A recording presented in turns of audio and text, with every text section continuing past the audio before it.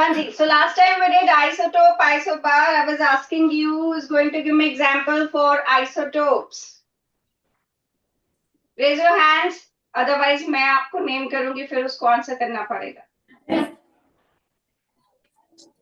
Okay. अच्छा चलो मुझे सिमरन, who is Simran in 9th A? Simran in 9th A. Is she there? Simran?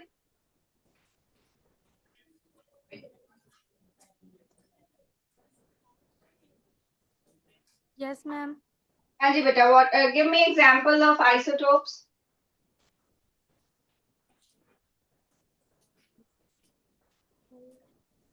Do you know what are isotopes? Yes, but I don't know the example. The definition, what are isotopes?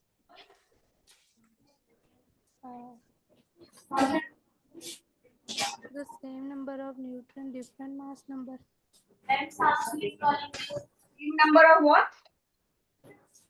Same number of neutron but different mass. Different. Same number neutron, neutron की वजह से ही तो mass number different होता है. Same number of protons but different number of neutrons, जिसकी वजह से mass number different होता है.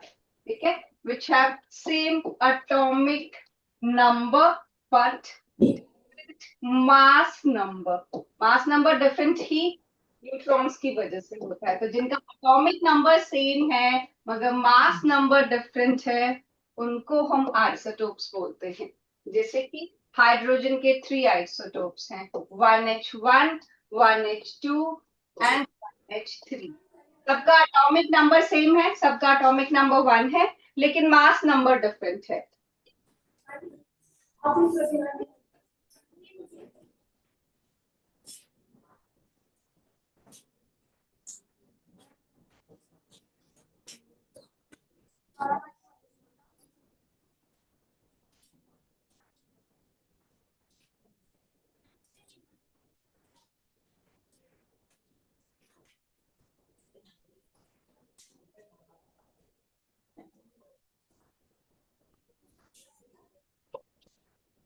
Okay, so I was telling you, isotope हम उसको बोलते हैं जिनका एटॉमिक नंबर सेम होता है लेकिन मास नंबर डिफरेंट होता है. अब एटॉमिक नंबर मैंने आपको बताया था, जो पीरियोडिक टेबल में 118 एलिमेंट्स हैं सबका एटॉमिक नंबर डिफरेंट है क्योंकि सबके पास डिफरेंट नंबर ऑफ प्रोटॉन्स हैं.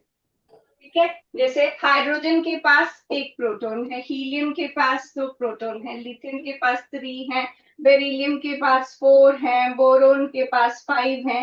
किसी भी एलिमेंट के पास जितना उनका एटॉमिक नंबर है दैट मींस उतने उनके पास प्रोटॉन्स हैं. प्रोटॉन्स क्या होते हैं? प्रोटॉन्स होते हैं positively charged particles. They are positively charged particles. ठीक है, जैसे अगर एटम के बारे में आप सोचते हो, आपको दिमाग में ये आना चाहिए कि एटम ऐसी चीज है जिसके सेंटर में न्यूक्लियस होता है, पॉजिटिवली चार्ज न्यूक्लियस होता है और साइड में उसके शेल्स होती हैं और शेल्स के अंदर इलेक्ट्रॉन्स होते हैं. यहाँ पर इलेक्ट्रॉन्स होते हैं इन शेल्स में. ठीक है, जो टोटल जितने हमारे पास 118 एलिमेंट्स हैं उनको अगर सारे इलेक्ट्रॉन्स उनके मुझे फिल करने हो तो मैं उनको 7 शेल्स में 5, 6, 7 शेल्स में हम उन इलेक्ट्रॉन्स को डिस्ट्रीब्यूट कर सकते हैं. ठीक है, जिसमें हर एक शेल में एक फिक्स नंबर है कि कितने इलेक्ट्रॉन्स वो अकोमोडेट कर सकता है, जो कि जिनको हम मैजिक नंबर्स भी बोलते हैं. ये है 2, 8, 8, 18, 18, 32, 32. ये नंबर फिक्स्ड है. हर एक शेल में इतने इतने, टोटल 7 शेल्स हैं तो 7 शेल्स में इतने इतने इलेक्ट्रॉन्स जो हैं वो प्रेजेंट हो सकते हैं. 1, 2, 3, 4, 5, 6, 7. 7 शेल्स में इतने इलेक्ट्रॉन्स फिल हो सकते हैं. तो फर्स्ट शेल में मैक्सिमम 2 ही इलेक्ट्रॉन्स फिल होते हैं. ठीक है, मैं यहाँ लिख देती हूँ ये है आपके नंबर ऑफ शेल एंड ये है number of electrons in it. अब तीन सब अटोमिक पार्टिकल मतलब एटम के अंदर जो पार्टिकल्स होते हैं तीन तरह के हैं जो हम पढ़ते हैं। एक है इलेक्ट्रॉन, एक है प्रोटॉन और एक है न्यूट्रॉन। ठीक है, इलेक्ट्रॉन के ऊपर नेगेटिव चार्ज होता है, प्रोटॉन पे पॉजिटिव चार्ज होता है और न्यूट्रॉन जो है वो न्यूट्रल होता है, उस पे कोई चार्ज नहीं होता। ठीक है, ये जो एटम ऐसा दिखता है, ये सेंटर का जो ये पोर्शन है जिसके ऊपर पॉजिटिव चार्ज लगा के हम उसको न्यूक्लियस बोल देते हैं। और न्यूक्लियस जो है उसमें एक्चुअली प्रोटॉन और न्यूट्रॉन दोनों होते हैं, लेकिन न्यूट्रॉन पे तो कोई चार्ज नहीं होता। किस पे होता है? प्रोटॉन पे। कौन सा चार्ज होता है? Positive charge. तो इसीलिए ये जो न्यूक्लियस है, प्रोटॉन्स की वजह से उसके ऊपर पॉजिटिव चार्ज आ जाता है। ठीक है, और जो इलेक्ट्रॉन्स हैं वो ऐसे शेल में, ये जो बाहर कंसेंट्रिक सर्कल्स हैं इनको हम शेल्स बोलते हैं। तो इलेक्ट्रॉन्स शेल्स में प्रेजेंट होते हैं। राइट, इसे देखो कि जो सेंटर में है वो न्यूक्लियस है, साइड में शेल्स हैं, न्यूक्लियस के अंदर दो पार्टिकल्स हैं, एक है प्रोटॉन जो कि पॉजिटिवली चार्ज है और एक है न्यूट्रॉन जिसके ऊपर कोई चार्ज नहीं है। राइट, और यहाँ है हमारे पास इलेक्ट्रॉन। ध्यान से सुनो, मैं आपसे पूछ रही हूँ, मेरे पास आपकी नेम्स की लिस्ट है, आई आस्क यू क्वेश्चन, तो ध्यान से सुनना, फिर आपको आंसर करना पड़ेगा। ठीक है, तो एक होता है atomic number. Atomic number, atomic number किसको बोलते हैं? जितने भी किसी के पास प्रोटॉन्स हो, नंबर ऑफ प्रोटॉन्स हो।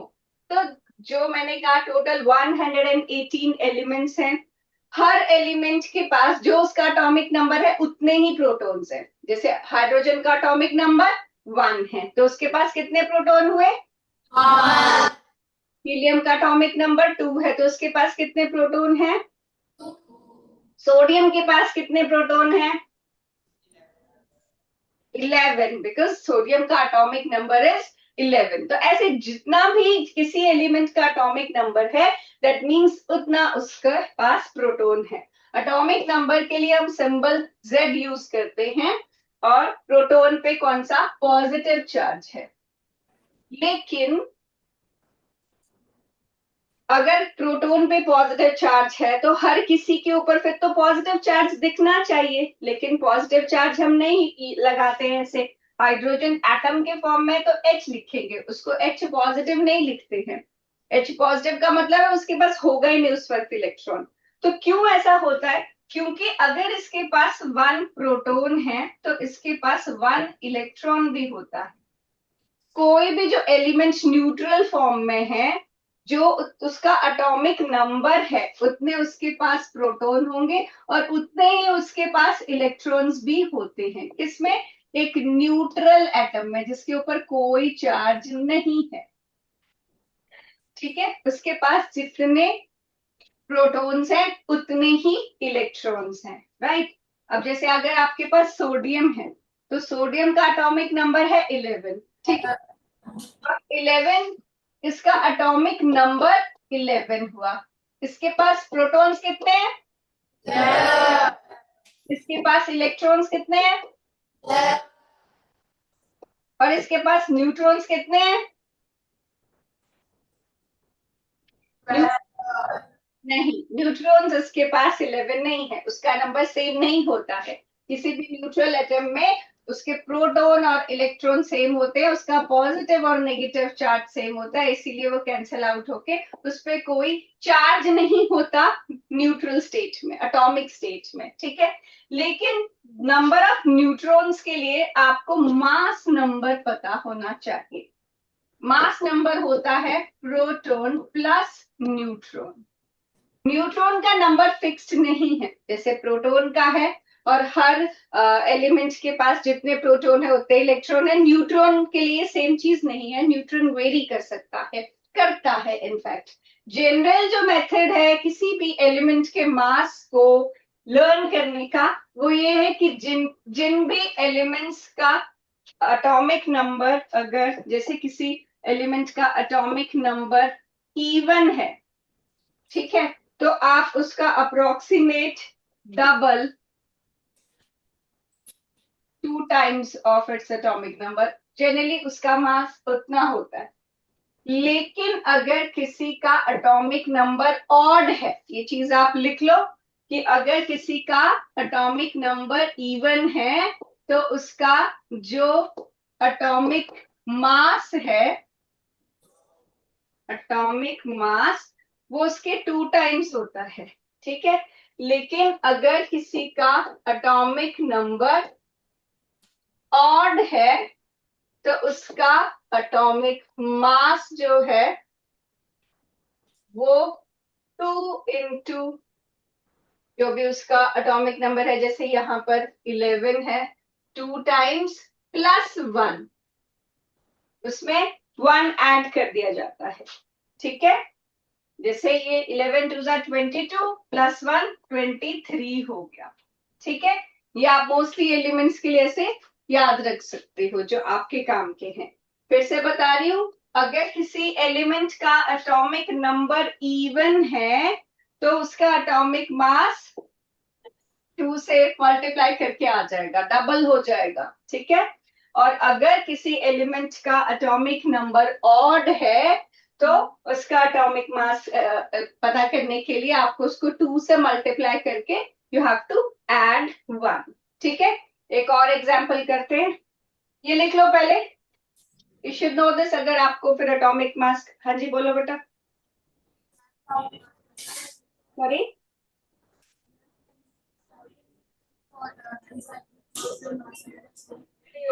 Voice is not clear, I am not getting.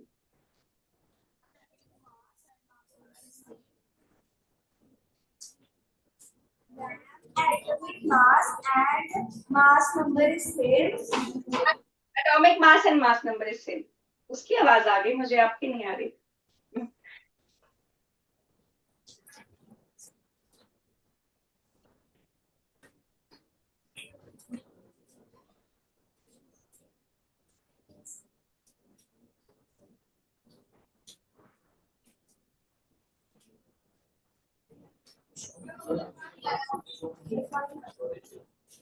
Okay return, अभी विल डू 2 मोर एग्जांपल्स ताकि फिर आपको एटॉमिक मास भी याद हो जाए। लेट्स से हम एक ले लेते हैं कार्बन और एक ले लेते हैं हम एल्यूमिनियम, ठीक है। What is atomic number of carbon?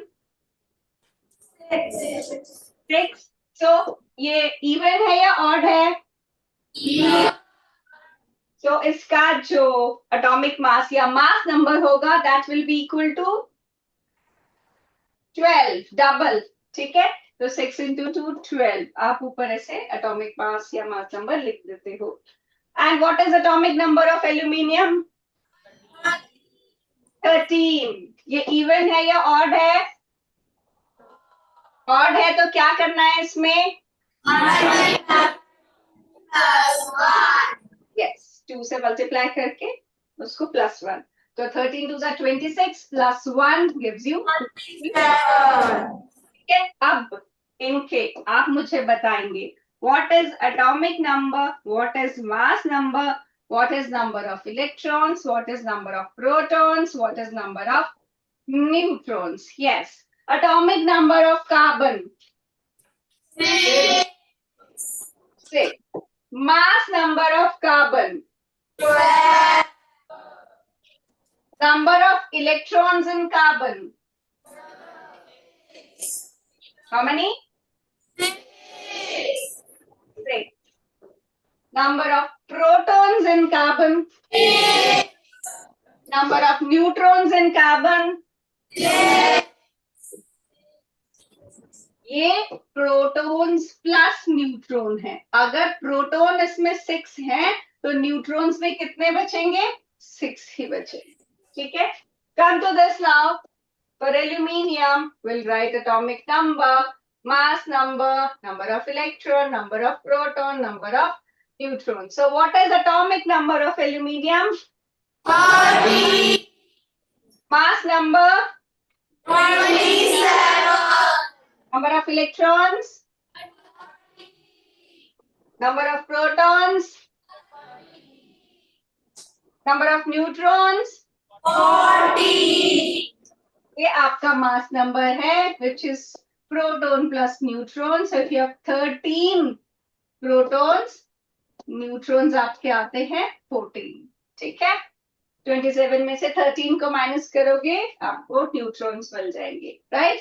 सो ये हो गया एटॉमिक नंबर, मास नंबर. अच्छा चलो, अभी कॉन्फ़िगरेशन. कॉन्फ़िगरेशन पता है किसको बोलते हैं? कौन सी शेल में कितने इलेक्ट्रॉन्स है? You know that. So what is configuration of carbon?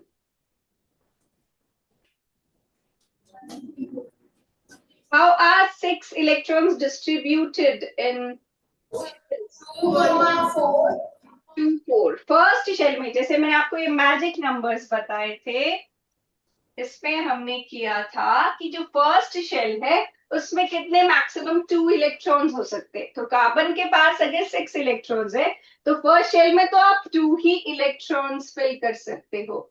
And how many electrons are left for second shell?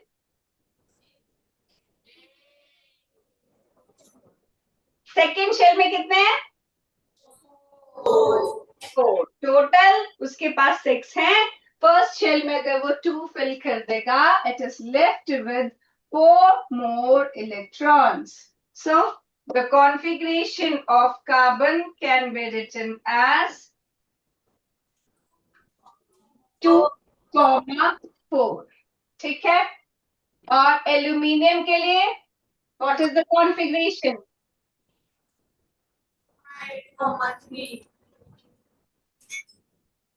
Aluminium के लिए, क्योंकि एटॉमिक नंबर 13 है, फर्स्ट शेल में मैक्सिमम 2 हो सकते हैं, सेकंड शेल में मैक्सिमम 8 हो सकते हैं.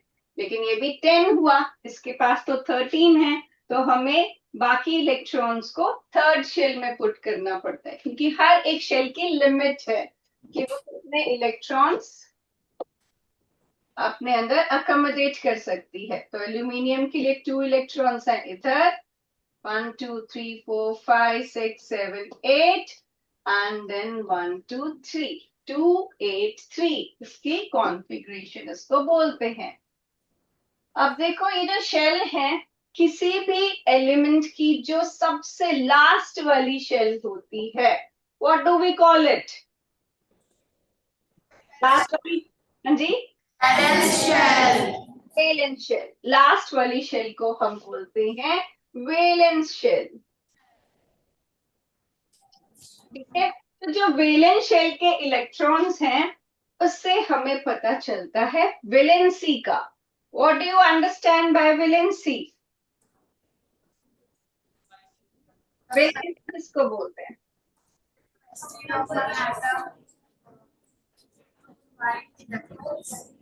वो इज रितेश. रितेश है आपकी क्लास में? Absent. Okay. was Bharat Sharma? Okay. so is नवलीन?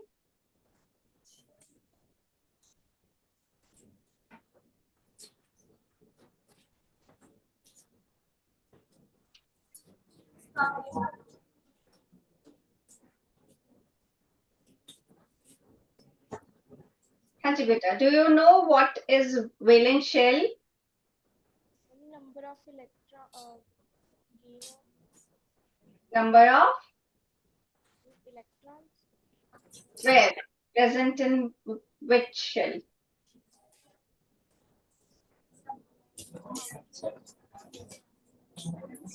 ध्यान से सुना करो. देखो बोर्ड पे भी लिखा है.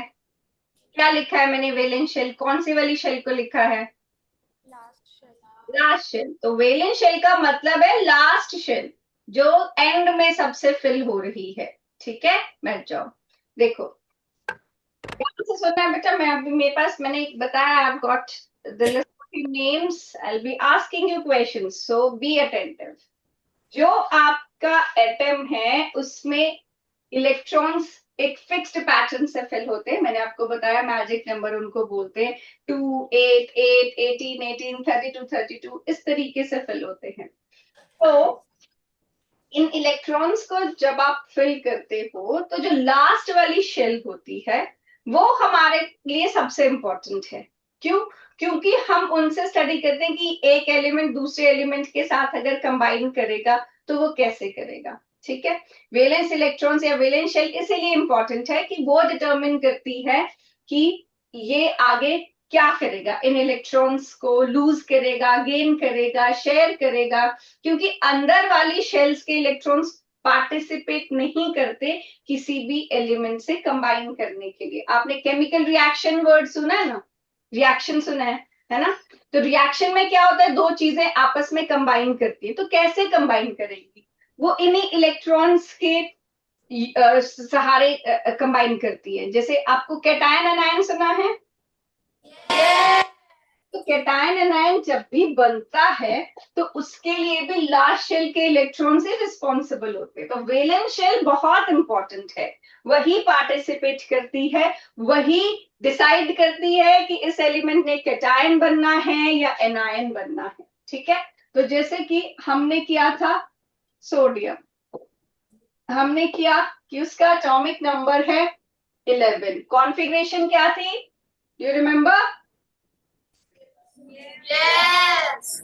210 1. 281. So what is the number of electrons present in the valence shell? 1. ठीक है, लास्ट शेल पे इसके पास 1 इलेक्ट्रॉन है। ठीक है, अगर हमारे पास मैग्नीशियम है, that is atomic number is 12, what is the configuration? 2. 82. What is the number of valence electron? We have aluminium. Atomic number is 13. What is the number of valence electrons here? 3. 3, because इसकी configuration है 283. अब valence shell में जितने valence electron हैं, अगर तो वो 1, 2 या 3 है तो वो उनको लूज कर सकता है। ठीक है, इनको ये लूज कर देगा, निकाल देगा। अब देखो, मैंने आपको बताया था किसी भी एलिमेंट में जितने प्रोटॉन्स हैं उतने ही इलेक्ट्रॉन्स हैं। तो सोडियम के पास 11 प्रोटॉन्स मतलब 11 पॉजिटिव चार्ज है और 11 इलेक्ट्रॉन्स है, 11 ही उसके पास नेगेटिव चार्ज है। अगर आपने एक इलेक्ट्रॉन इसमें से निकाल दिया तो उसके पास कितने इलेक्ट्रॉन्स रह जाएंगे? अब 10 रह जाएंगे। तो 11 पॉजिटिव चार्ज है और 10 नेगेटिव चार्ज है, तो ओवरऑल कितना चार्ज रह जाएगा सोडियम के पास? 1 पॉजिटिव। ठीक है, तो इसीलिए जब सोडियम इस लास्ट शेल के इलेक्ट्रॉन को निकाल देता है तो वो बन जाता है Na पॉजिटिव, जिसको आप क्या बोलते हो, कैटायन या एनायन? Cation, positively charged.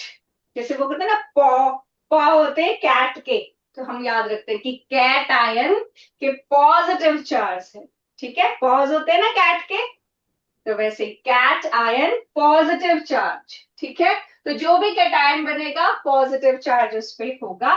क्यों? क्योंकि उसके इलेक्ट्रॉन्स निकल जाएंगे, इलेक्ट्रॉन्स निकल जाएंगे तो नेगेटिव चार्ज कम होगा लेकिन पॉजिटिव चार्ज ज्यादा होगा उसके पास, इसीलिए जितने इलेक्ट्रॉन वो निकालेगा उतना पॉजिटिव उस पे आ जाता है। ठीक है, लेकिन इसमें सिर्फ ये है कि कोई भी एलिमेंट सिर्फ 1, 2 या 3 ही इलेक्ट्रॉन्स लूज कर सकता है। ठीक है, और वो +1, +2, या +3 चार्ज अटेन कर सकता है और कैटायन बना सकता है, राइट। जो 4 वाला है जैसे कि कार्बन है या सिलिकॉन है, वो क्या करेगा, कार्बन हो गया दिस इज 2 4, सिलिकॉन हो गया दिस इज 2 8 4, राइट। सो अगर किसी की लास्ट शेल में 4 इलेक्ट्रॉन्स हैं तो उसके लिए इलेक्ट्रॉन्स को लूज कर पाना या इलेक्ट्रॉन को गेन कर पाना इजी नहीं होता, बिकॉज इसमें बहुत सारी एनर्जी रिक्वायर्ड होती है, ठीक है। तो ये क्या करते हैं, ये शेयर करते हैं, ये इलेक्ट्रॉन गेन नहीं कर सकते, इलेक्ट्रॉन लूज नहीं करते, ये शेयरिंग पे चलते हैं। मगर इसके बाद वाले 17 जैसे हमारे पास, सॉरी 15 है, जैसे फॉस्फोरस, दिस इज 2 8 5, 16 है सल्फर, दिस इज 2 8 6, 17 है क्लोरीन, दिस इज 2 8 7, राइट। तो इनका क्या है कि अगर मैं इनको बोलूं कि आपके पास ये वैलेंस इलेक्ट्रॉन है, आप इनको लूज कर दो, वो कहता है कि मैं तो 5 लूज नहीं कर सकता। देखो ये लोग जो ये गेन कर रहे हैं या लूज कर रहे हैं, इनका पर्पस क्या होता है कि जैसे पीछे हमने इनमें से लूज कराया ना, तो इसका ये पर्पस था कि आफ्टर लूजिंग दीज इलेक्ट्रॉन्स यहाँ पर ये फुल हो जाएगा, तो ये सेटिस्फाइड, ये स्टेबल हो जाता है कि यार मेरी लास्ट शेल ना फुल है, कंप्लीटली फिल्ड है, राइट। सो इसको कंप्लीटली फिल करने के लिए वो उन इलेक्ट्रॉन्स को लूज कर देता है, ठीक है। अब जब आप इन एलिमेंट्स के पास आते हो तो इनको लूज करना मुश्किल है, लेकिन अगर इसको कंप्लीटली फिल करना हो, इसमें भी 8 कंप्लीट करनी हो, तो ये 5 वाला 3 इलेक्ट्रॉन्स गेन कर सकता है, ठीक है। ये 6 वाला 2 इलेक्ट्रॉन्स गेन कर सकता है, ये 7 वाला 1 इलेक्ट्रॉन गेन कर सकता है। अब देखो अगर फॉस्फोरस 3 इलेक्ट्रॉन्स गेन करेगा तो उस पर क्या चार्ज आएगा, उसका एटॉमिक नंबर 15 था, विच मीन्स उसके पास 15 पॉजिटिव थे, 15 ही नेगेटिव थे, ठीक है। अगर वो 3 इलेक्ट्रॉन्स और गेन कर लेगा तो उसके पास 15 पॉजिटिव और 18 नेगेटिव चार्ज आ जाएंगे, तो ओवरऑल उसके पास कितना चार्ज आएगा फॉस्फोरस पे, -3, ठीक है। क्योंकि वो 3 इलेक्ट्रॉन्स एक्स्ट्रा ले रहा है, 15 पॉजिटिव 15 नेगेटिव को तो कैंसिल आउट कर देंगे, लेकिन जो 3 इलेक्ट्रॉन्स वो एक्स्ट्रा ले रहा है वो चार्ज उस पे -3 के फॉर्म में लिखा जाता है और ये बन जाता है एनायन।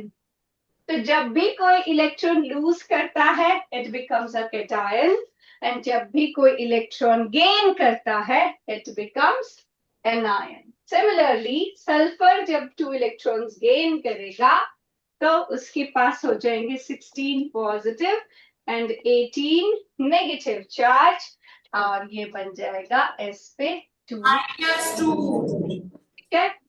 सिमिलरली क्लोरीन जब 1 इलेक्ट्रॉन गेन करेगा वो बन जाएगा Cl-1, ठीक है। ये है सारी आपकी एनायंस, लिखो इसको।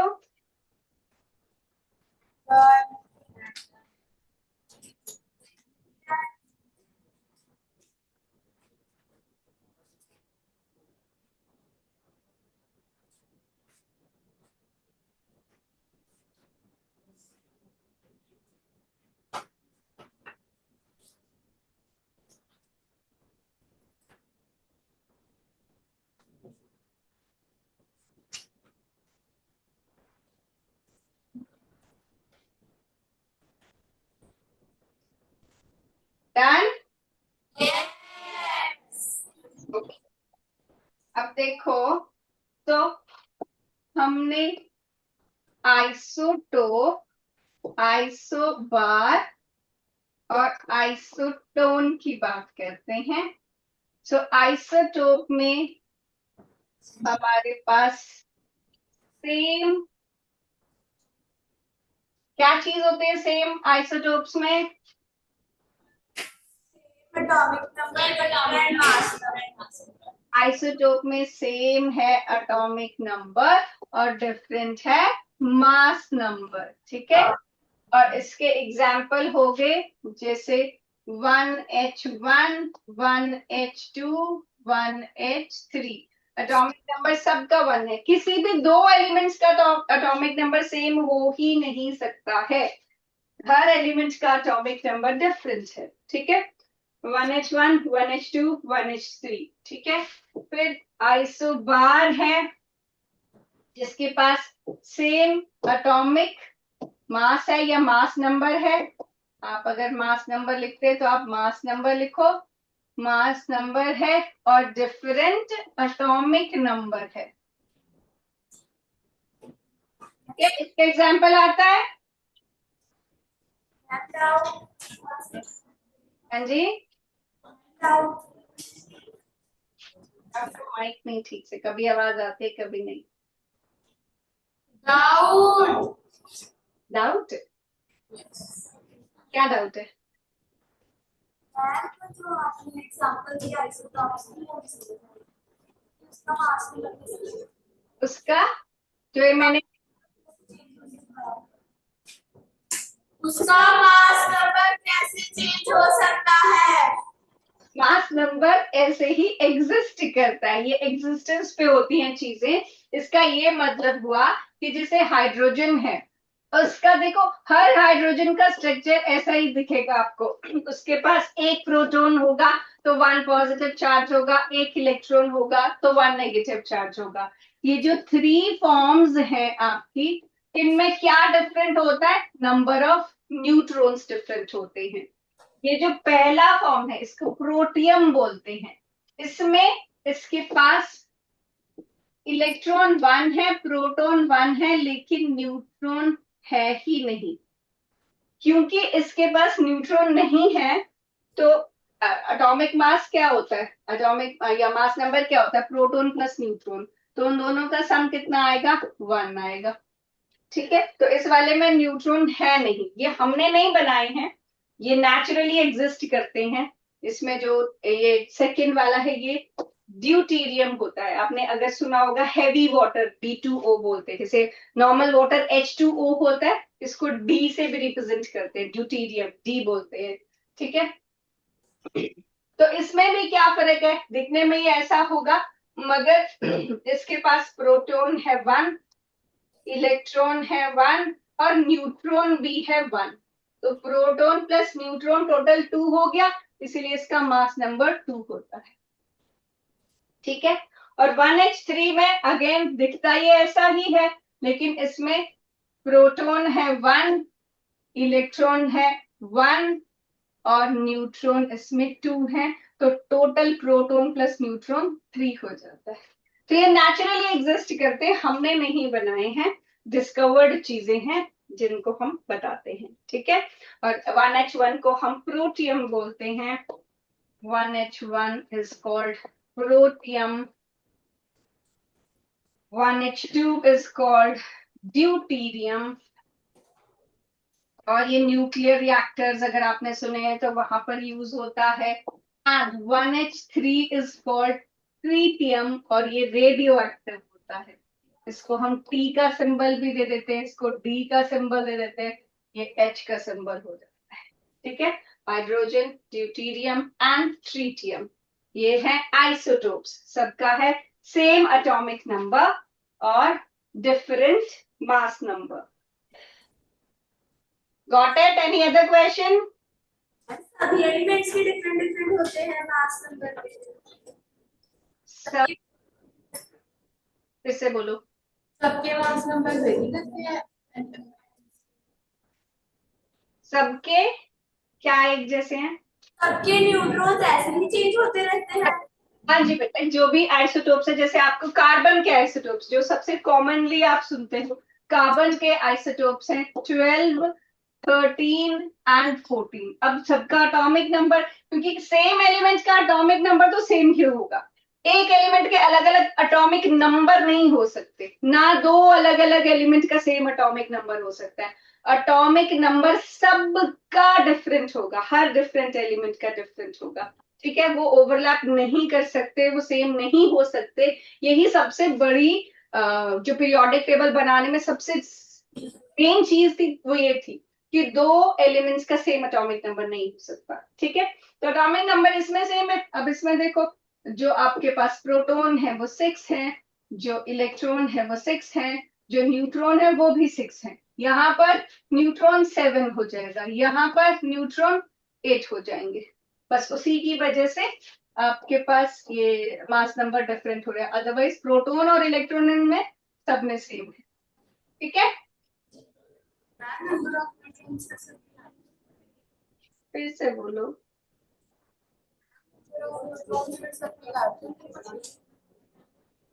नहीं समझ। नंबर ऑफ न्यूट्रॉन सबके याद करने पड़ेंगे। नंबर ऑफ न्यूट्रॉन सबके याद करने पड़ते हैं, ठीक है। क्योंकि मास, अब जो मैंने आपको मास नंबर सिखाया ना, तो उससे आप फिर कर सकते हो ना। मैंने आपको बोला कि जिसका भी वैसे जो नॉर्मल, देखो आइसोटोप्स तो आपको एग्जांपल्स कुछ याद करने पड़ेंगे, इस पे आपको ऐसे क्वेश्चन नहीं आता। वो जो जो भी आपको पढ़ाया जाएगा वो मेमोराइज करोगे। लेकिन अगर वैसे नॉर्मली एक सबसे ज्यादा यूज्ड वाला आइसोटोप है, जैसे इसमें सबसे ज्यादा यूज्ड वाला ये है, तो इसमें वो चलेगा ना कि अगर इवन नंबर है तो उसका डबल हो जाएगा, ठीक है। सारे एलिमेंट्स के आइसोटोप्स भी एग्जिस्ट नहीं करते हैं, राइट। कुछ सिलेक्टेड हैं जिनके आइसोटोप्स मिले हैं, जैसे ऑक्सीजन का भी है, उसमें 16, 17, 18 ये चलता है, ठीक है। लेकिन जो मोस्टली आपका यूज होगा वो आपका 16 वाला होता है, ठीक है। इसका एटॉमिक नंबर है 8 और ये 16। अब इसका मास नंबर आपको वैसे ही याद होगा, जो सबसे कॉमन वाला आइसोटोप है या ज्यादा अबंडेंट वाला आइसोटोप है, उसमें आपको जैसे मैंने सिखाया वैसे ही आप मास नंबर याद कर लोगे, नंबर ऑफ न्यूट्रॉन्स पता लग जाएंगे, ठीक है। और बाकी जो भी हमारी स्टडीज में होगा वो हमारी बुक्स में होगा, जो हमें याद रखना होगा, राइट। ये सारे आइसोटोप सॉरी, सारे ये एलिमेंट्स होते हैं वो सारे आइसोटोप। आप इसको बता दो कुछ। दैट सारे एलिमेंट्स आइसोटोप्स होते हैं। सारे एलिमेंट्स आइसोटोप्स नहीं होते, सारे एलिमेंट्स के आइसोटोप्स भी नहीं होते, ठीक है। फिर आस्किंग, ये तो मैंने कहा कि आपको सबके में मिलते हैं। जो कॉमनली वाली चीजें हैं वो जो हमने स्टडी करने, जैसे कार्बन के हैं, ऑक्सीजन के हैं, नाइट्रोजन के हैं, ठीक है। तो जो हमारी बुक्स में होंगे आपको उनको याद रखना है। ऐसे तो बहुत, देखो बेटे 118 एलिमेंट्स की इतनी प्रॉपर्टीज हैं, इतनी अकरेंस है कि वो आप सारा याद नहीं रख सकते हो। पर हाँ, हर एलिमेंट आइसोटोप्स नहीं शो करता है, ठीक है। जैसे आपको हीलियम के नहीं मिलेंगे, हाइड्रोजन के मिला ना, हीलियम के नहीं है, ठीक है। कईयों के बहुत ट्रेस अमाउंट्स में है, तो उतना डीप हम नहीं करते कि किसके कितने अबंडेंस में है। लेकिन जिन जिन के हैं और जो कॉमनली यूज होते हैं और हमारे यूज के भी हैं, वो हम करेंगे। जैसे आप एवरेज आइसोटोप मास निकालते हो, तो एवरेज एटॉमिक मास निकालने के लिए भी आइसोटोप्स वाले एलिमेंट्स को ही यूज करोगे। कार्बन को यूज करोगे, हाइड्रोजन को यूज करोगे, क्लोरीन को यूज करोगे, ऑक्सीजन को यूज करोगे। इन एलिमेंट्स के आइसोटोप्स होते हैं और ये हमारे काम के भी होते हैं। हम अपनी स्टडीज में वो एलिमेंट्स को कंसिडर करते हैं जो हमारे लिए कमर्शियली इंपॉर्टेंट है, इंडस्ट्रियल यूज के हैं, उनको हम पढ़ते हैं, ठीक है। पर सभी एलिमेंट्स के आइसोटोप्स एग्जिस्ट नहीं करते हैं। तो हम कर रहे थे इसमें पीछे आइसोबार में मास नंबर सेम होता है और एटॉमिक नंबर डिफरेंट होता है। जैसे कि इसके एग्जांपल आप कर सकते हो, आर्गन हो गया, दिस इज 1840 एंड कैल्शियम हो गया, this is 2040। Mass number same है लेकिन ऑब्वियसली दो डिफरेंट एलिमेंट्स हैं, तो इनका एटॉमिक नंबर डिफरेंट होगा, this is 20।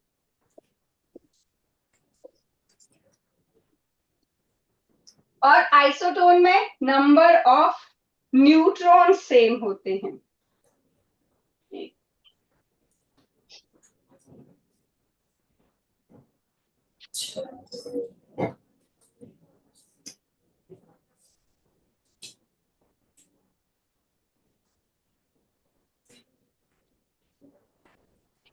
Okay, so isotones में you have same number of neutrons.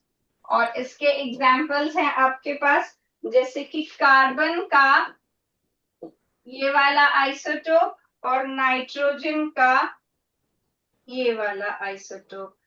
ठीक है, कार्बन 614. निकालो न्यूट्रॉन्स कितने हैं इसमें, mass number minus atomic number करके देखो क्या इसमें सेम नंबर ऑफ न्यूट्रॉन्स आ रहे हैं.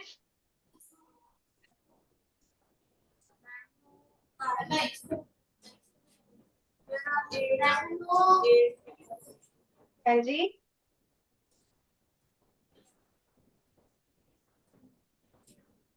चलो अगर ये समझ आया अपनी असाइनमेंट निकालो, फर्स्ट क्वेश्चन करो.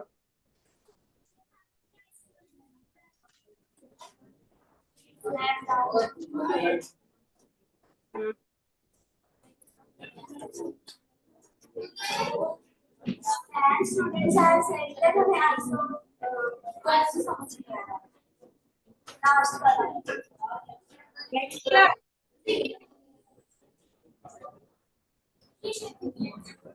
चलो मैम आइसोटोन समझ नहीं आया. आइसोटोन समझ नहीं आए. अच्छा देखो, आइसोटोन्स में सेम नंबर ऑफ न्यूट्रॉन्स होते हैं. न्यूट्रॉन्स कैसे निकाल सकते हो आप, मास. तो मास इसका 14 है, एटॉमिक नंबर इसका 6 है. तो अगर आपके पास mass number is proton plus neutron, mass number आपको दिया है इसमें 14. ठीक है, प्रोटॉन है आपके पास 6. Can you calculate number of neutrons here? Yes. Similarly, do the same for nitrogen. और फिर चेक करो क्या दोनों का n सेम आ रहा है. अगर सेम आ रहा है number of neutrons, that means वो आइसोटोन्स हैं. कार्बन का तो मास नंबर 12 होता है. क्या? कार्बन का मास नंबर 12. मैम कार्बन का तो मास नंबर 12 होता है. हाँ जी, लेकिन आपने आइसोटोप्स करे ना अभी. 12 भी होता है, 13 भी होता है, 14 भी होता है. नाइट्रोजन का 14 भी होता है, 15 भी होता है. लेकिन आइसोटोन्स में आप कोई भी दो आइसोटोप्स को ले लोगे जिनके पास सेम नंबर ऑफ न्यूट्रॉन्स है. ठीक है, आपको सबसे कॉमन वाला ही नहीं लेना है. ठीक है, हमने वो दो सिलेक्ट किए हैं आइसोटोप्स जिनमें जो मास नंबर माइनस प्रोटॉन, जो नंबर ऑफ न्यूट्रॉन्स हमें दे रहा है वो सेम है. ठीक है, ओके मैम. बेटा फिर ये असाइनमेंट करके आना, फिर करते हैं नेक्स्ट क्लास में. Thank you.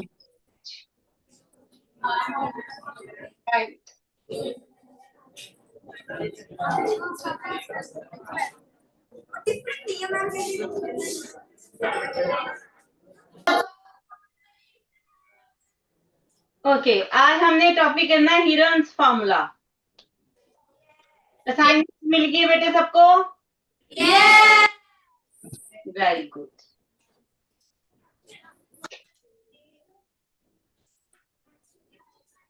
एमसीक्यू से स्टार्ट करें जर्शन रीजनिंग से?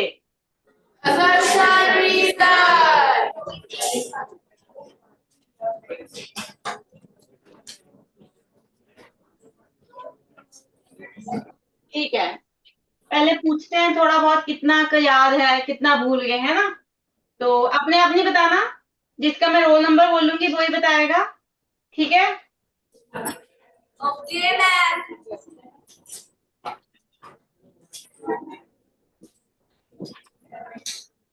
एरिया ऑफ ट्रायंगल पूरा लिख दें.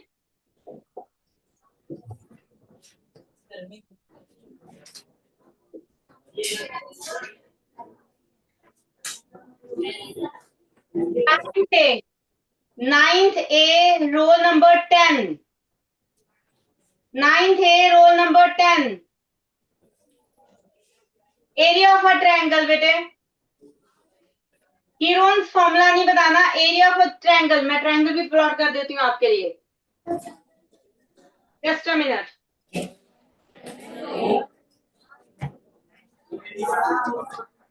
Good morning.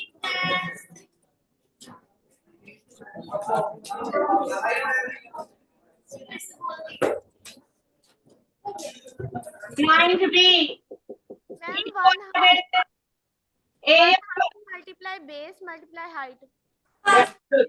Half into Half into base into height. ऐसे शोर नहीं मचाना, ओके। जिससे मैं पूछूंगी वो ही बताएगा, क्लियर है। Half into base into perpendicular height.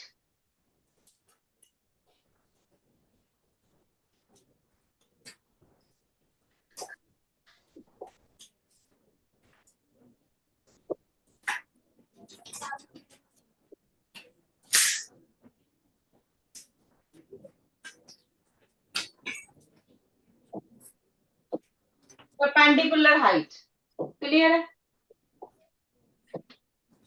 ये हमारे पास area of a triangle. Next मुझे बताओ area of equilateral triangle.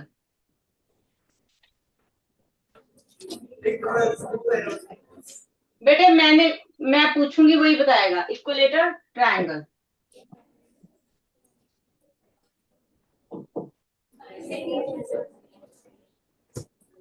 Ninth B roll number 7, roll number 7।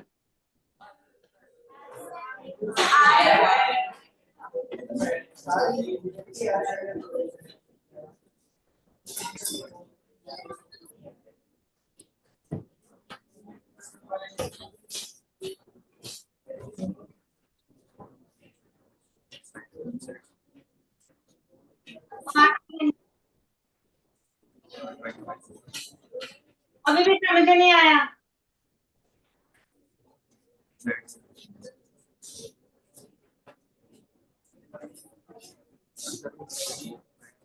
अब सुना, √3 डिवाइडेड बाय 4 और क्या बोला, side square. Good, go to your seat बेटे, very good. √3/4 side square, area of equilateral triangle. ठीक है, हमें ये ट्रायंगल्स का एरिया तो आता है। अगर हमारे पास ट्रायंगल स्केलर हो तब हम लगाते हैं हीरोन्स फॉर्मूला। ठीक है, ये कब यूज होता है Heron's formula? For finding the area of the triangle. Yes. ऐसे बोलोगे मुझे किसी का नहीं समझ आता, जा तो एक खड़ा होके बोलो।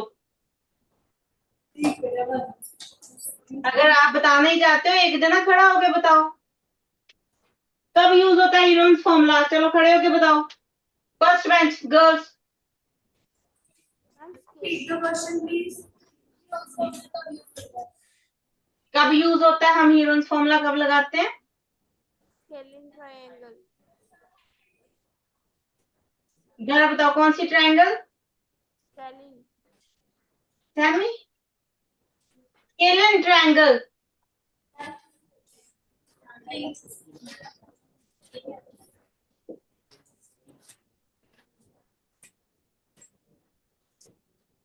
स्केलर ट्रायंगल में यूज करते हैं हम इसको। चलो प्लॉट करते हैं।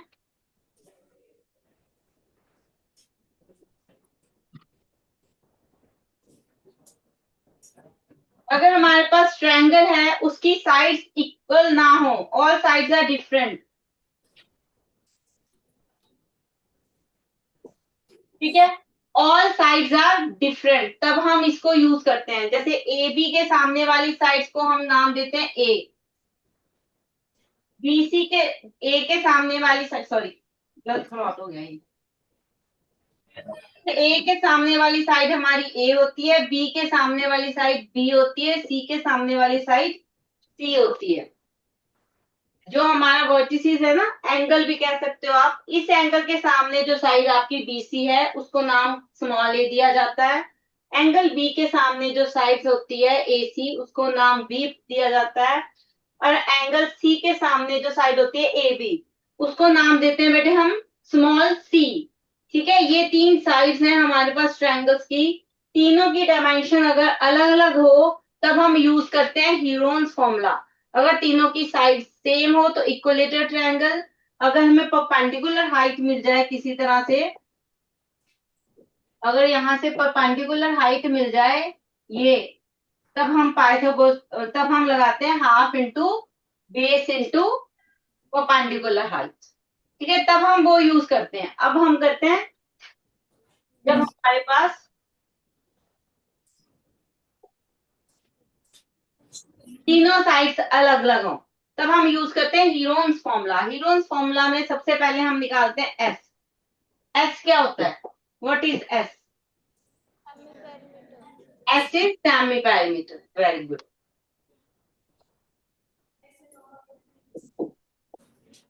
ऐसे भी कहते थे ऐसे भी आते हाथ चला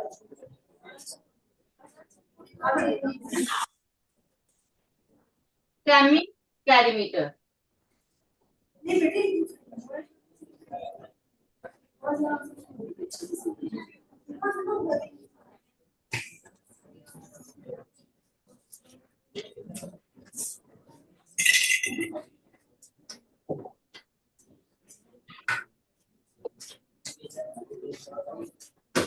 semi parameter. Just 9th B में जो लास्ट में बॉयज बैठे ना, सबसे लास्ट लाइन, उसमें से एक बॉय खड़े हो गया।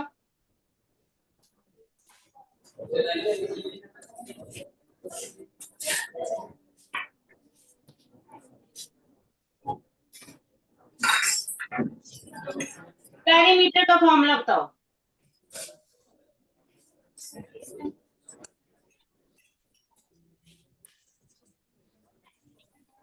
पैरामीटर सम ऑफ ऑल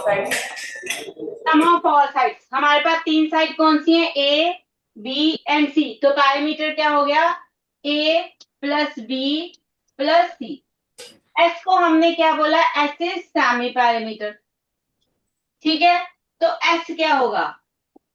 जो हमने पैरामीटर निकाला है वो A plus B plus C, उसका हाफ कर दो तो बन जाता है हमारे पास सेमी पैरामीटर। सेमी पैरामीटर क्या होता है? Sum of three sides divided by 2। Clear है बेटे सेमी पैरामीटर?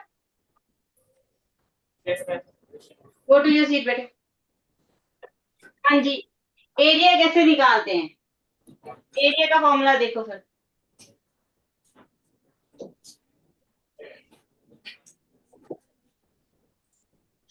कौन बताएं? 9th A roll number 7। 9th A roll number 7। Yes बेटे, फॉर्मूला बताओ Heron's formula. Ma'am s s ma'am bracket में s minus a bracket s minus B S minus B S minus c s minus. Clear है बेटे? यहाँ पे S हमारा semi parameter है, A B सी आपकी साइड्स ऑफ अ ट्रायंगल्स हैं। गो to your seat बेटे। Thank you. तो इसी से बेस्ड हम क्वेश्चन करते हैं। पहला असर्शन है आपके पास, Heron's formula are calculate area of a triangles is, ये लिखा पड़ा है फॉर्मूला, तो असर्शन तो आपकी ट्रू है। असर्शन ट्रू है। रीजन देखो इसमें, A denotes the length of side opposite to vertex A, ये रहा, ये भी रीजन है। असर्शन के साथ जो पहला है ना आपका असर्शन रीजन, बेटे उसका रीजन देखो, A is denote the length of a side opposite to vertex A. ठीक है, B opposite to vertex B and C opposite to vertex C of a triangle A B C. तो reason भी true है। Clear? But not a correct explanation. सिर्फ हम ये sides लिख के ये नहीं बता सकते कि this is the Heron's formula. ठीक है, इसमें हो सकता है आपको हाइट भी गिवन हो सकता है ये आपकी राइट एंगल ट्रायंगल हो। अगर इसी ट्रायंगल को मैं ऐसे प्लॉट कर दूं,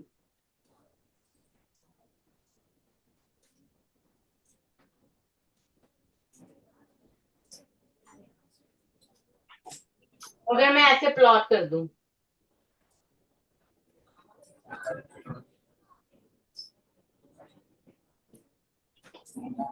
ये ए, ये बी, ये सी, तब भी ये ए रहेगा, ये बी और ये सी बट यहाँ पे ये फॉर्मूला नहीं लगाएंगे हम, ये राइट एंगल ट्रायंगल है तो इसमें कोई जरूरी नहीं हीरोन्स फॉर्मूला लगाना है, आप half into base into perpendicular height भी लगा सकते हो।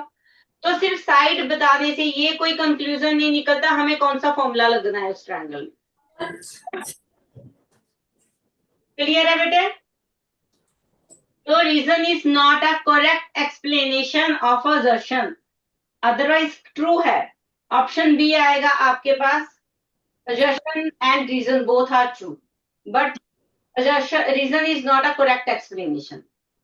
Second question पे जाओ, assertion है S is the semi perimeter of a triangle in a Heron's formula, ये रहा S आपका, हमने यही बोला है S is the semi perimeter, ठीक है। Reason area of equilateral triangle is √3/4 side square, अभी लिखा था पिछली स्लाइड में ही है हमारे। Area of equilateral triangle √3/4 side square, ये भी तो ट्रू है, बट इसमें भी उन्होंने कोई हीरोन्स फॉर्मूला को एक्सप्लेन नहीं किया है, तो reason is not a correct explanation of assertion. Option is B, second का ऑप्शन भी बी आएगा। क्लियर है बेटा सबको?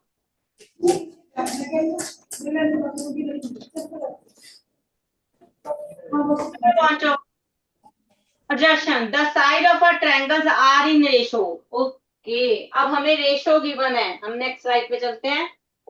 हमें क्या दिया है, रेशो गिवन है 24:14:12। इस पैरामीटर इज 510। पैरामीटर निकालते कैसे हैं? सम ऑफ साइड्स, अभी हमने कहा पहले लेट करते हैं साइड्स को। जब रेशो गिवन हो तो हम साइड्स को with the help of x let करते हैं। Let one side is equal to 24x, second side 14x, third side क्या होगा बेटे? 12x। तो sum of sides means parameter क्या होगा? Sum of sides, parameter sum of sides होता है, तो सम कर दें 24x plus 14x plus 12x, कितना आ गया? 50x। पैरामीटर गिवन है आपको बेटे 510 मीटर, x की वैल्यू आ जाएगी 510 डिवाइडेड बाय 50,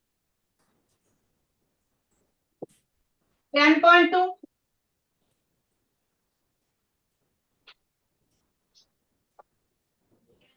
ठीक है ना? 10.2 आया मीटर है। द ग्रेटेस्ट साइड कौन सी? 24x। ये किसकी वैल्यू है? x की। तो हम क्या करेंगे? 24 इंटू एक्स करो, मल्टीप्लाई करो, बताओ क्या है?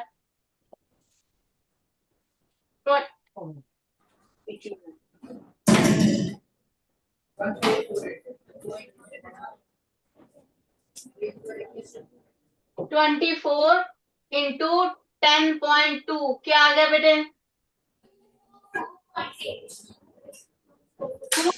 4.8। यही आया? कितने मीटर हमारे पास लॉन्गेस्ट साइड आ गई? अब क्वेश्चन में पहुंचते हैं। अच्छा, then the greatest side is 250, तो ये तो फॉल्स हो गया।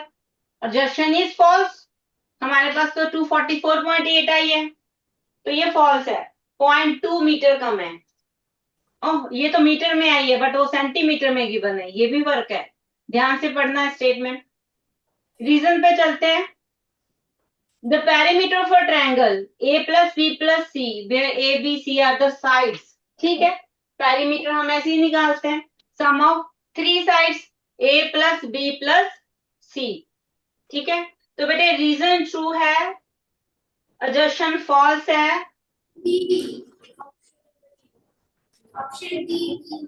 Option D. नेक्स्ट पे चलते हैं। Area of a triangular field where sides are these 91 centimeter, 98 centimeter, 105 centimeter is 4116 centimeter square. Height of the longest side. Height तो बाद में निकालेंगे है ना, पहले निकालते हैं. फॉर्मूला लगाओ भाई, फॉर्मूला देखो क्या आता है. एरिया का फॉर्मूला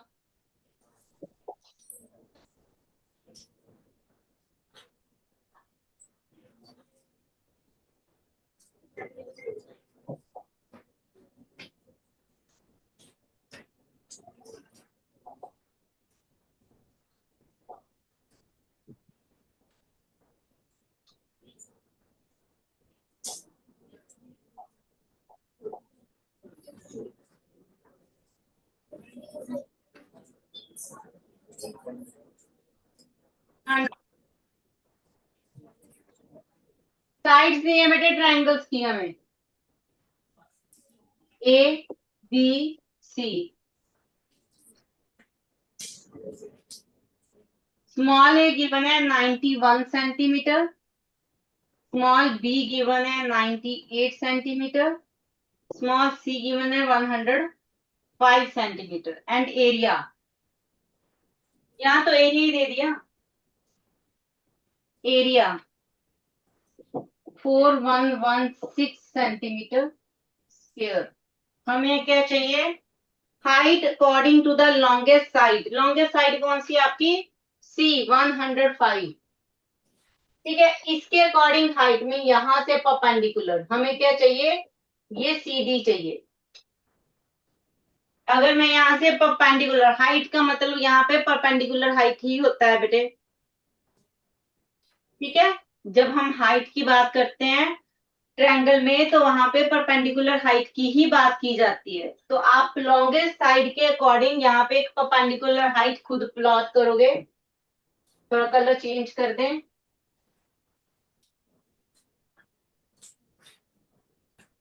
तो ये हमारे पास क्या है? ये हमारे पास D है, ये C है, क्योंकि हमारे पास AB जो है हमने लॉन्गेस्ट साइड ली है.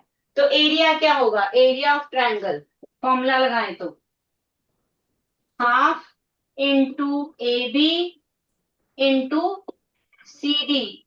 जो बेस लेते हैं उसी के परपेंडिकुलर हाइट होनी चाहिए. ऐसे ही लिया जाता है ना एरिया. तो अगर बेस आप AB लोगे तो परपेंडिकुलर आपका CD होगा. क्लियर. एरिया हमें गिवन है 4116 इज इक्वल टू 1/2. AB कितना है बेटे? 105. CD हमें निकालना है. H से रिप्रेजेंट कर दो CD को. करो सॉल्व करके बताओ आंसर मुझे. फटाफट सॉल्व करो.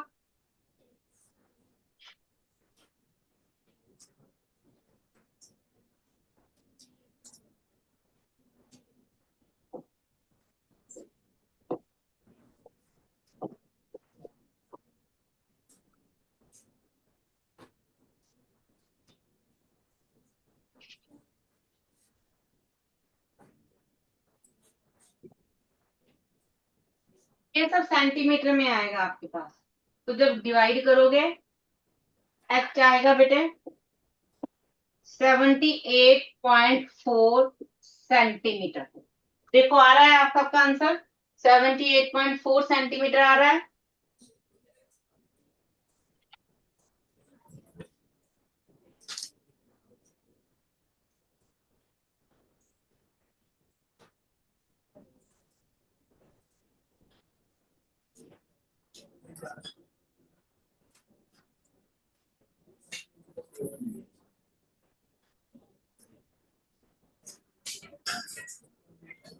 हो गया बेटे. 9th 8 डन है. 78.4 किसका आया?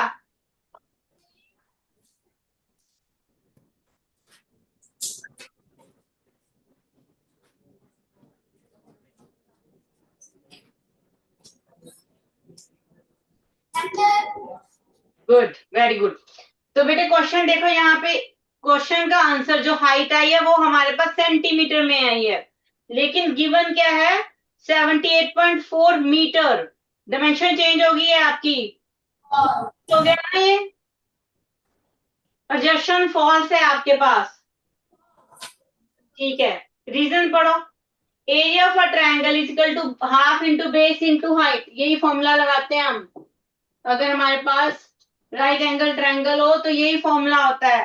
रीजन ट्रू है, assertion फॉल्स है, तो option is D. Option is D.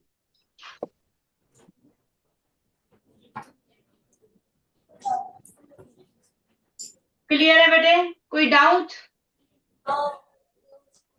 9th है, एनी डाउट बेटे?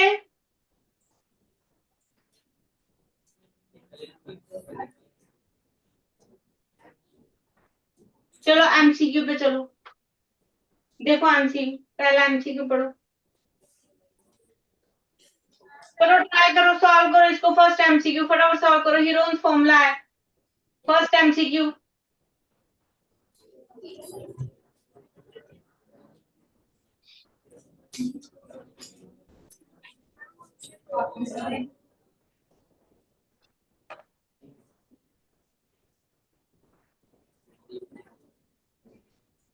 यस बेटा 9th है। पूछना है आपने कुछ? गर्ल्स जो फर्स्ट बेंच पे बैठी है लड़की, आपने कुछ पूछना है बेटे? इधर नहीं, एमसीक्यू चलो फिर नेक्स्ट।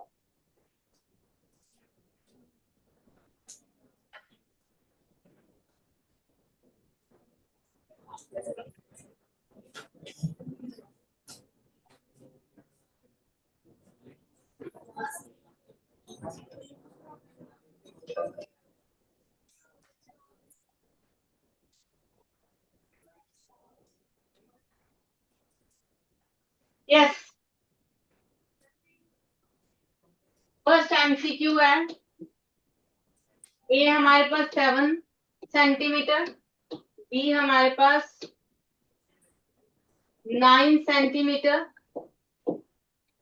सी हमारे पास 14 centimeter. S A plus B plus C by 2।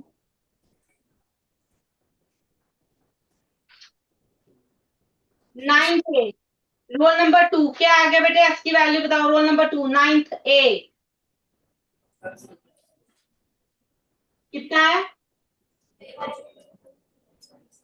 9th ए बोला मैंने, 9th ए ए कितना?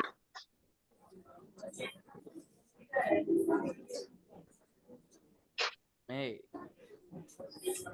15 Keep quiet. 9th B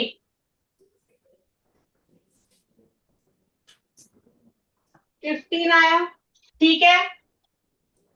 S C ठीक है, एस की वैल्यू कितने एरिया निकाल लिया? Very good. क्या आया आंसर? ऑप्शन बताओ। Option is A. हमने फॉर्मूला लगाया, मैं फॉर्मूला लिख रही हूं। Area is equal to S S minus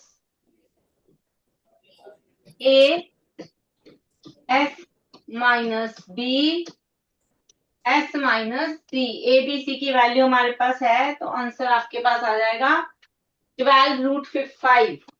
12 square root of 5 centimeter square area निकाल रहे हैं हम। डायमेंशन भी जरूरी होती है लिखनी, okay. Question number 2 MCQ 2 done है बेटे, ये क्वेश्चन सबका है ना? Option is A, correct option is A. Next चलो, in the given figure A B C triangle sides given है बेटे आपको ए बी सी की। एमसीक्यू 2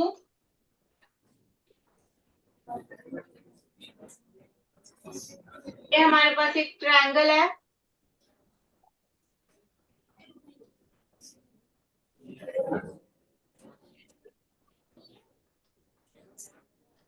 खुद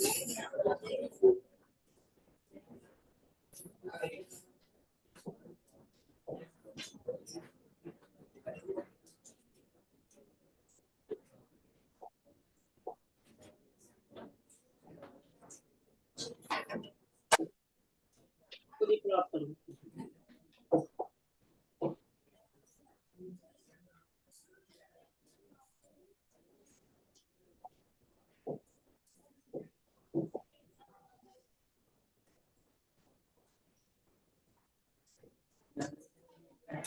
ठीक है, यहां से क्या है एक परपेंडिकुलर प्लॉट। ये हमें साइड दी हुई है 7.5 सेंटीमीटर बेटे, ये पूरी साइड दी है 6.5 सेंटीमीटर, यहां से लेके यहां तक ये दी है 7 सेंटीमीटर। सबसे पहले तो हमें एरिया ऑफ अ ट्रायंगल निकाल लेना है। लगा दो Heron's formula, area of a triangle निकाल दो। एरिया तीनों साइड दी हुई है ए बी सी। किसका एरिया निकालना है? बेटे ट्रायंगल जो गिवन है जिसकी 3 साइड्स हैं 7.5, 6.5 एंड 7 सेंटीमीटर, इसका एरिया निकाल लो। पहले इसका एरिया निकालो हीरोन्स फॉर्मूला लगा के, देखो क्या आता है।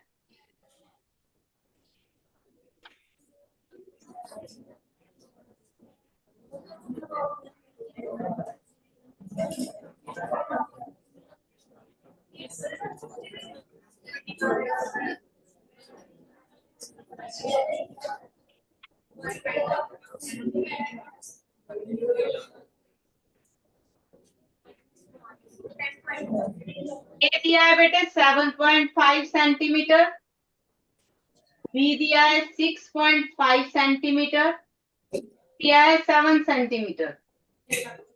ए क्या आ गया, एरिया क्या आ गया हमारे पास, बताओ किसने सॉल्व किया?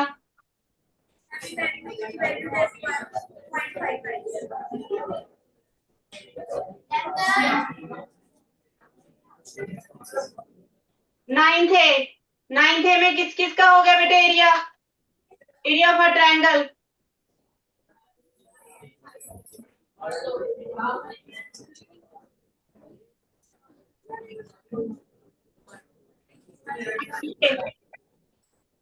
एच क्या है 9th ए में, एच सेमी पेरीमीटर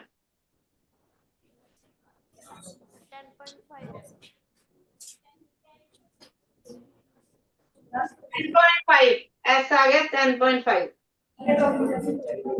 ठीक है, एरिया निकला नहीं अभी तक, एरिया ऑफ अ ट्रायंगल किसका निकल गया, किसने निकाल लिया area of a triangle 9th A?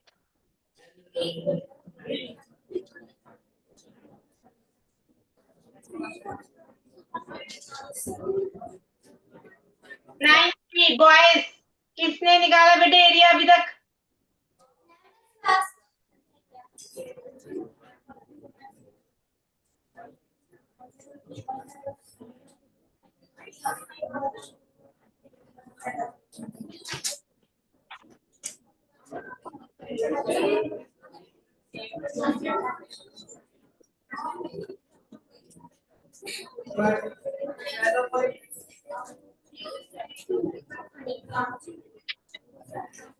Ninth B, H क्या है आपका 9th बी?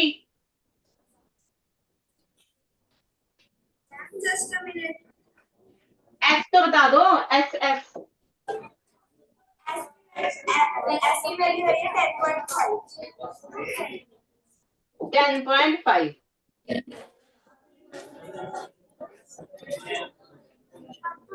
21 कितना है बेटे?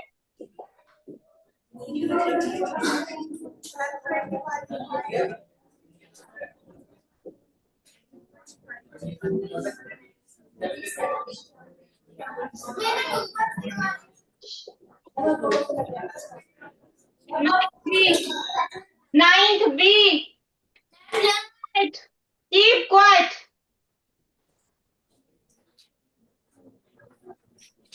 इतना आया, खड़े हो जाओ बेटे जिसने हैंड रेज किया, आंसर बताओ क्या है आपका।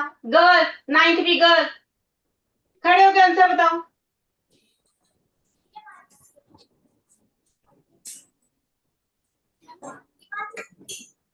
थोड़ा दूर करके अब बोलो 21। Very good. हमारे पास आंसर है, पहले कैलकुलेशन चेक करते हैं। 10.5 10.5 माइनस 7.5 10.5 माइनस 6.5 10.5 माइनस 7। ठीक है, ये तो 10.5 ही रह गया हमारे पास। 10.5 इसको सब्ट्रैक्ट करोगे, 5 माइनस 5 0, डेसिमल के बाद वाला सब्ट्रैक्ट करते हैं। 10 माइनस 7 3, 5 माइनस 5 डेसिमल के बाद 0, 10 माइनस 6 4। यहां सब्ट्रैक्ट करो, 10.5 से 7 को सब्ट्रैक्ट करना है तो 7.0। ये बेटे आ गया 5 और ये रह गया 9, तो 2.5। 2.5 ठीक है, सबका आया ये। Yes ma'am. अब यहां से आप डेसिमल कर हटा सकते हो, ये नीचे 10 लग गया, ये नीचे 10 लग गया, कटिंग कर दो। 5 2 जा 2 4 जा, ये काट दो। 21 2 और ये 2 इससे कट गया, तो क्या बच गया हमारे पास? हमारे पास बचा है यहां से 21 और ये 3।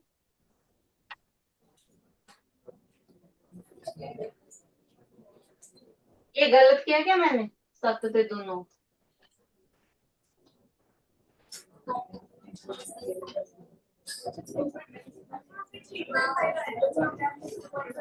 आप 3.5 आएगा क्यों? 3.5 आएगा भाई, ठीक है, डेसिमल वो जाएगा ही नहीं, ये 3.5 है तो ये 7 आ गया इंटू 7। Answer is 21। ठीक है, ये 3 पॉइंट बोरो तो करने की जरूरत ही नहीं है, बड़ा है 10.5। आपका एरिया आ गया 21, ये 3.5 है, तो कटिंग की तो 7 आ गया।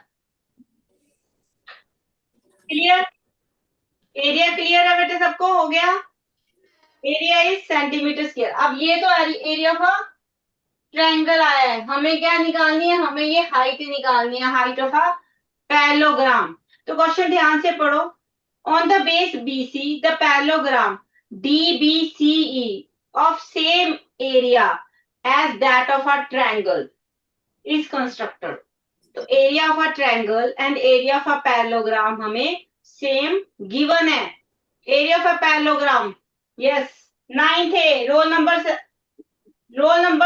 12 13, चलो रोल नंबर 13 9th है, area of a parallelogram. Excuse me, ma'am. Yes ma'am. Ma'am, applications of Heron's formula in finding the area of quadrilateral is not the part of syllabus. Applications. Ma'am ये तो but base है same, कई भी question घूम भी जाता है, तो आई थिंक इतना तो बच्चे कर सकते हैं। Okay, you can continue, but applications is not the part of their syllabus. मैं एग्री हूँ मैम, बट ये होता है ना कि आगे जाके जैसे 9th के बाद इन्होंने 10th में भी जाना है, तो क्वेश्चन कहीं से भी घूम के आ जाता है इनको, तो Yes. छोटे छोटे पार्ट्स होते हैं, तो इतना बच्चा कर सकता है अगर इनको area of a parallelogram clear है तो, क्योंकि क्वेश्चन में सब कुछ मेंशन्ड है, दोनों का एरिया सेम है। Okay, okay, you can continue, but applications is not the part of their syllabus. Yes yes ma'am, I know. Okay, thank you. Thank you ma'am.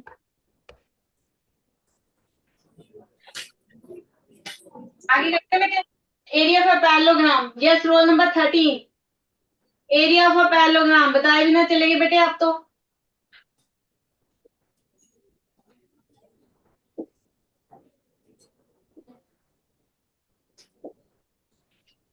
क्या होता है area of a parallelogram? Base into height. Base into height. Base into height. Okay,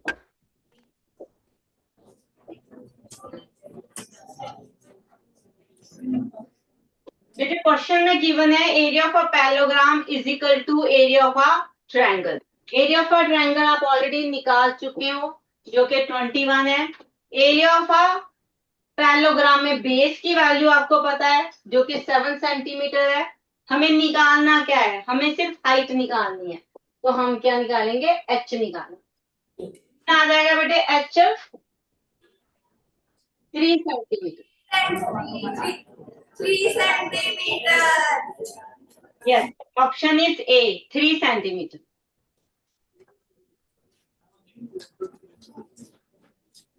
next देखो,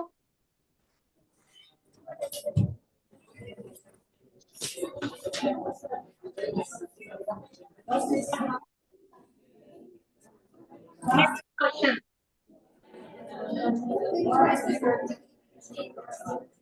next question है, ABC is an equilateral triangle of a sides. Equilateral triangle of a sides. Okay, एक equilateral triangle है बेटे आपके पास,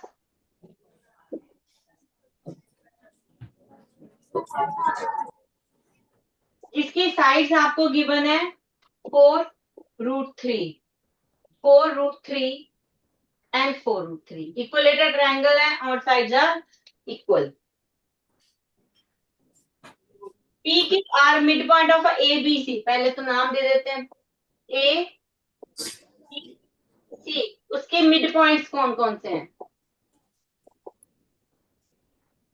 AB mid point is P, ये आपके पास है P। CA mid point is Q and BC mid point is R। इसको join कर दो,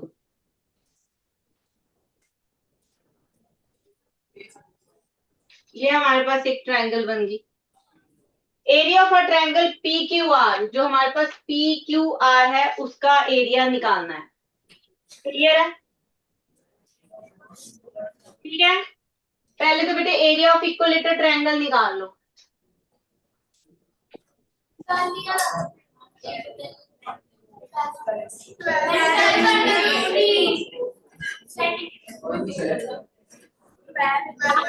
आराम से, हाँ जी, अब बताओ खड़े होके क्या आया। इससे पहले क्या बोला था?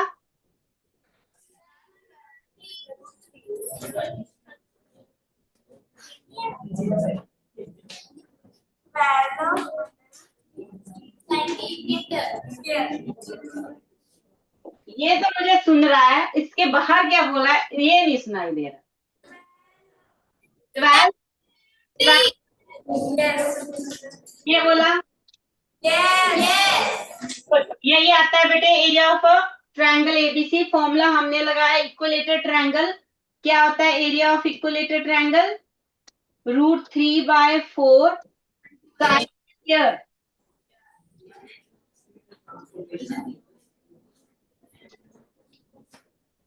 साइड स्क्वायर, तो ये इसको सॉल्व करोगे, √3/4 साइड स्क्वायर करने की जगह मल्टीप्लाई कर दो 4√3 इंटू 4√3। कैलकुलेशन थोड़ी इजी हो जाती है जब कुछ डिवीजन में पड़ा हो, इंस्टेड क्या मल्टीप्लाई करें, ये कटिंग हो जाएगी आपके पास। तो ये 3 इंटू 4, ये आ गया 4 into 3 into √3 which is 12√3। Dimension नहीं बोलते आप कभी भी, है ना, सेंटीमीटर स्क्वायर। ठीक है, area of triangles.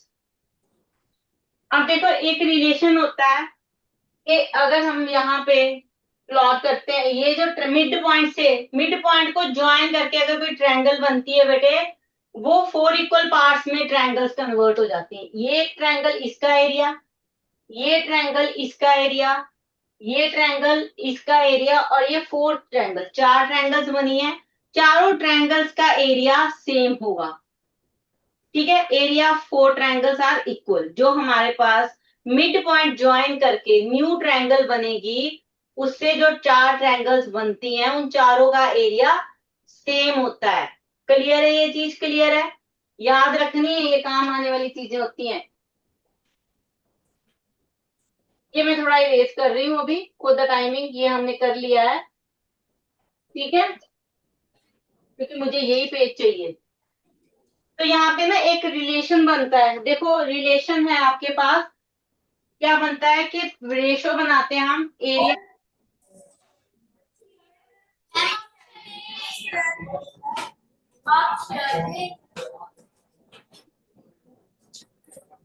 Area of triangle PQR divided by area of triangle ABC. area of triangle PQR. बेटे PQR ये है, ये एक ट्रायंगल है जिसको नंबर हमने 2 दिया है, 1 ट्रायंगल, तो ये 1 है। कहने का मतलब 4 ट्रायंगल्स हैं। अगर हम रेशो के हिसाब से देखें, ये एक एरिया, ये 1 एरिया, ये 1 एरिया और ये 1 एरिया, 4 एरियाज हैं। ठीक है, तो PQR का एरिया अगर 1 है, ABC का एरिया क्या होगा? 1 + 1 + 1 + 1 4। ABC का एरिया क्या होगा? 4 होगा। चीज क्लियर है? हमने एरिया डिवाइड कर दिए। हमने कहा कि जी 4 में डिवाइड होता है, तो मान लो एक का एरिया 1 सेंटीमीटर है, चारों का एरिया 1 सेंटीमीटर होगा, तो टोटल एरिया कितना हो गया? 1 + 1 + 1 + 1 4 सेंटीमीटर, और चारों को मिला के हमारे पास पूरी ABC बन गई। तो ये एक रेशो होती है जो आपको ध्यान में रखनी। क्लियर है बेटे क्वेश्चन? बस ये एक रेशो आपने याद रखनी है, ये कहीं पे भी काम आ जाएगी आपकी। ये तभी होता है अगर हम इक्वलेटर ट्रायंगल में मिड पॉइंट ज्वाइन करते हैं, अदरवाइज नहीं होता। अगर आपके पास स्केलर ट्रायंगल है तब नहीं हम कहते, सिर्फ इक्वलेटर ट्रायंगल। क्लियर है? ठीक है, तो यहाँ पे हमें एरिया ऑफ PQR निकालना है। इसका एरिया हमें पता है, ABC का वैल्यू फिल करते हैं। Area of triangle PQR as it लिख लो, इसकी वैल्यू लगाओ 12√3 = 1/4। अब करो सॉल्व, उधर लेके जाओ इसको, यहाँ डिवीजन है, इधर आके मल्टीप्लाई। क्या आ गया बेटे आंसर?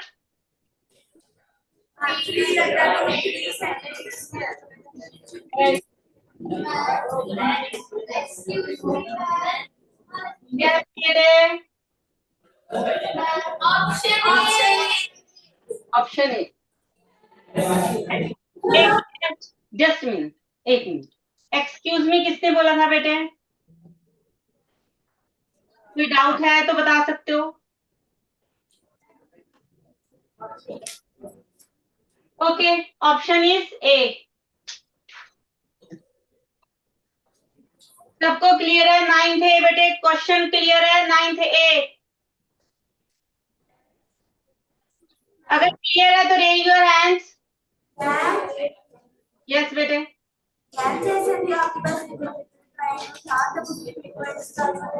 बेटे जो माइक है ना थोड़ा दूर करके बोलो, आवाज फटती है इससे। ठीक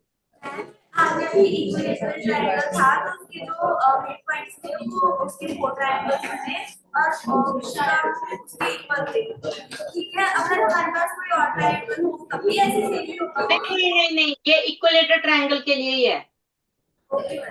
ये इक्वलेटर ट्रायंगल में ही होता है, अदरवाइज नहीं होता। 4 इक्वल पार्ट्स में इनका एरिया सेम होता है, अदरवाइज एरिया अलग अलग हो जाएगा। Okay ma'am. नेक्स्ट देखो, अगर ये डन है तो नेक्स्ट क्वेश्चन बेटे, ऑप्शन ए इसका question number 3।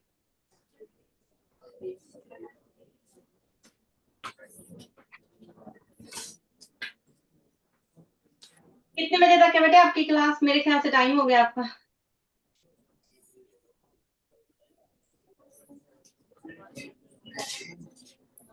Time is over. हाँ, क्वेश्चन नंबर 3 डन है बेटे। ये क्वेश्चन नंबर 3 था, क्योंकि नेक्स्ट क्वेश्चन थोड़ा लंबा है। नेक्स्ट क्लास में करते हैं question number 4, 5 and case study. ठीक है, ये जो क्वेश्चंस मैंने करवाए हैं प्रैक्टिस कर लेना एक बार। क्लियर है बेटे? थैंक यू, बाय बेटे।